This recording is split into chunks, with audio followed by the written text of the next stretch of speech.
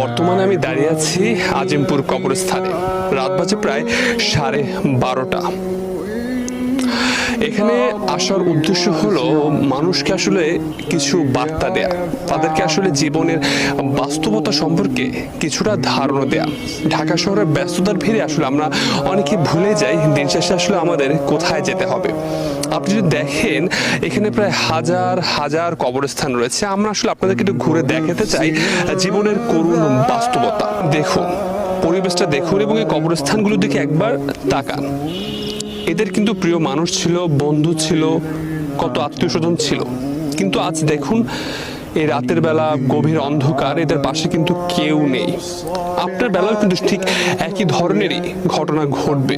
আমরা যদি এই সত্যটা উপলব্ধি করতে পারি, হয়তো আমাদের জীবন অনেকাংশেই বদলে যাবে। রাত গভীর হলে কবরস্থান যেন আরো নিস্তব্ধ হয়ে আসে।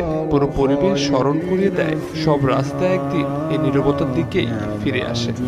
অনেক তরুণের এই ভুল ধারণা রয়েছে তারা হয়তো মৃত্যু হলে মারা যাবে, কিন্তু বাস্তবতা হলো আমরা কবরস্থানে এসে দেখতে পেয়েছি অনেক তরুণ কিন্তু এখানে ঘুমিয়ে আছে। তারা কিন্তু চলে গেছে পৃথিবী ছেড়ে। এবং আপনি দেখেন আমার সামনেই কিন্তু একটি কবর রয়েছে যেখানে আমাদের মতো তরুণী কিন্তু ঘুমিয়ে আছে চিরনিদ্রায়। কবরস্থানের মধ্য দিয়ে হাঁটতে হাঁটতে মনে পড়ে সব দৌড়ঝাঁপের শেষ গন্তব্য এখানে। এটাই জীবনের